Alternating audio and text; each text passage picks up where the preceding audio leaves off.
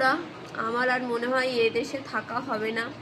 কেননা ভোটার লিস্টে আমার বাবার নাম তো আছে, কিন্তু আমার দাদুর নামটা খুঁজে পাচ্ছি না বলতে বাবা, জ্যাঠা, কাকা, জেঠিমা সবার সাথে পরপর সাজিয়ে আমার বাবার নামটা আছে, কিন্তু বাবার নামের পাশে আমার যে দাদুর নাম আর তার নিচে আর একটা লোকের নাম আছে। দুজনার নাম মানে দাদুর নাম আর সেই তার বাবার নাম, দুজনের নাম সেম হয়ে গেছে। আমার দাদুর নাম হচ্ছে মোহন, তো সেখানে আমার বাবার নামের পরে আমার দাদুর নাম দিয়েছে মুরারি।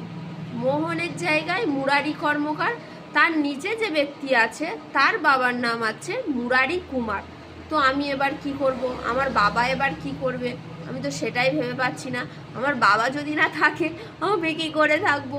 কি অবস্থা একটা ব্যাপার। কিন্তু আমার বাবার ভোটার কার্ডে দাদুর নাম আছে মোহন কর্মকার, ভোটার লিস্টে ভুল কি করে হলো তোমরাই বলো। আমার আর মনে হয় থাকা হবে গলাই এদেশে। ভোটার কার্ডে 2002 সালে তো আমি জন্মই নিইনি তো আমার নামটা থাকবে কি করে? বাবার নাম আছে আবার দাদুর নাম ভুল। কী যে হবে কে জানি। তোমরা সবাই প্রার্থনা করো যাতে আমি এদেশে থেকে যাই। ওই দেশে আমি মোটেই যেতে চাই না। ওখানে নাকি কিলো মাছ কিনে খেতে হয়। ভাই, আমি 200-500 কিনে খাই, কিলো মাছ কিনে কি করে খাবো? অত পয়সা কোথায়? ওদের ইনকাম আছে, ওরা খেতে পারে। আমাদের অত পয়সা কোথায়? আমরা ওই 200-500-100 এক পিস মাছ নিয়ে গিয়েই ভেজে ভাত দিয়ে খেয়ে নেবো। আজকের খাবো, কালকের খাবো, ওই 1 মাস ধরে ফ্রিজে রেখে খেতে পারবো না ভাই, মোটেই পারবো না। আমি এদেশেই থাকতে চাই। কি করব তোমরা বলো।